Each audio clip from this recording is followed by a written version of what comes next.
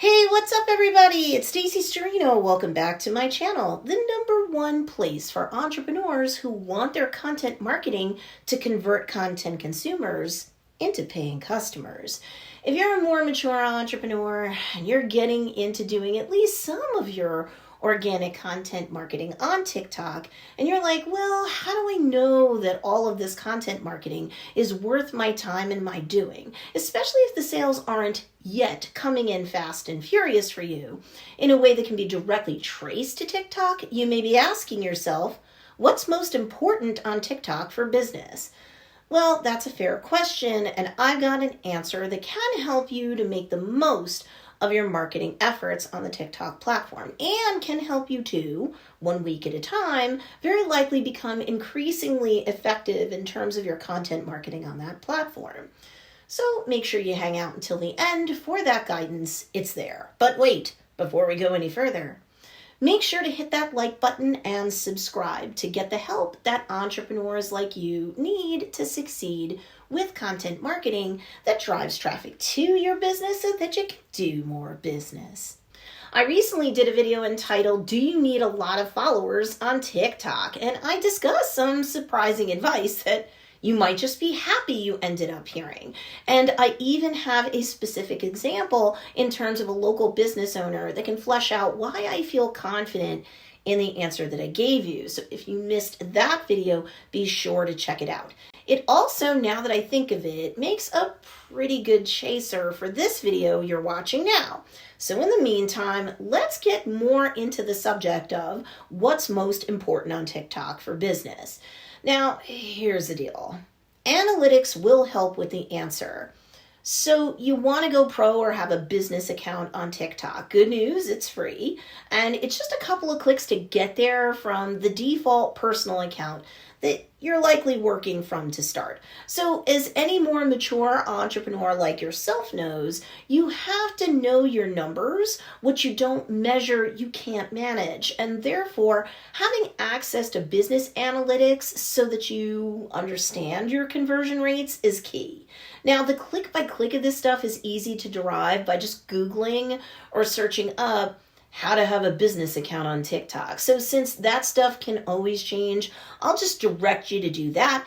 It is super fast, just a few clicks and you'll be on your way. Now, let's get more specific when it comes to answering your question of what's most important on TikTok for business. Beyond basic metrics. Now, I've got a video on my channel that's entitled, "What Metrics Can Be Measured on TikTok?" So if you've missed that video, you want to add that to the list of ones to watch, because we literally go through in that video in a very granular way what metrics a business account has access to and where to find certain analytics over others. And I'm sure you'll find that helpful if necessary. If you're a beginner in terms of using TikTok for business, it's a necessary video. It's required viewing. Suffice it to say here, though, that when you examine your follower metrics, you'll see whether your TikTok video content is even attracting the right ideal customer or ideal viewer in this case, in terms of their more basic demographic information.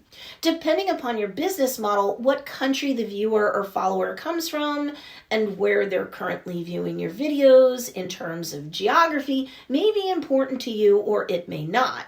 So if you're not even attracting the right kind of person with your videos, you'll know it, and through experimentation and then checking back with your analytics on a weekly basis, you'll be able to see if the tweaks or adjustments you're making are working to get the right person's eyeballs on your content or not.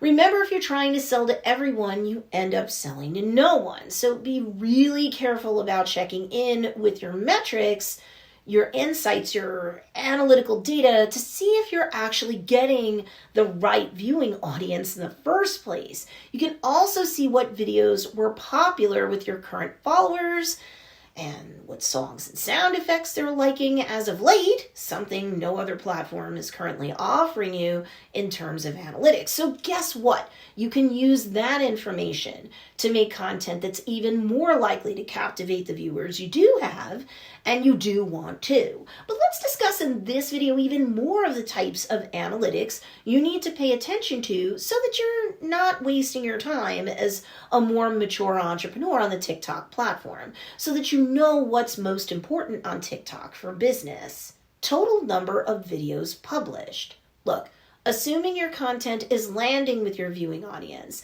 and it's the right kind of viewing audience for your business overall, then you need to understand that you want to prioritize making this number go up for your account steadily so that you can continue to gain traction on the TikTok platform. As basic as this metric is, as an entrepreneur, you need to know that creating TikTok videos and publishing them to your business account isn't busy work. And if you want more brand recognition, more people clicking on that link in bio to ideally get onto your email list so that you can capture more leads and sure, get more sales over time, you're not going to do it if you're not growing this number on a weekly basis.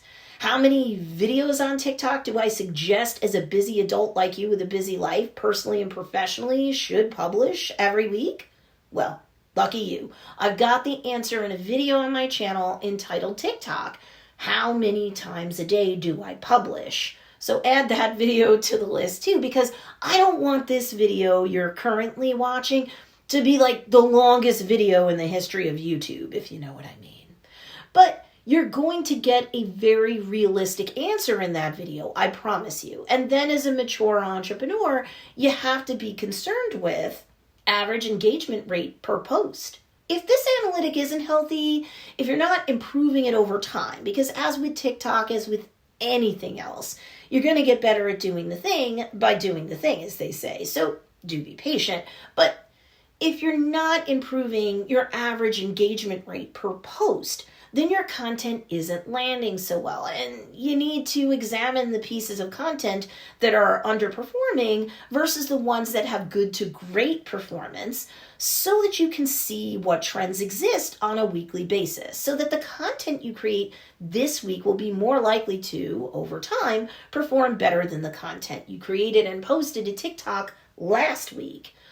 Honestly, if you take the time to examine your analytics in this respect on a weekly basis, and you pay attention and let the data guide you, it's going to be like you have a crystal ball and can forecast even better results for your content over the coming week as you continue to post. Data doesn't lie, period. Listen to the data. Put your private feelings aside. You're pitching the content that you're creating, if you will. The rest of the world is catching it. You're not on the receiving end of what you're pitching. You just never will be. But the analytic data that you get, that can help you to see how things are being caught or received by your viewing audience so that you can improve your content creation pitching over time.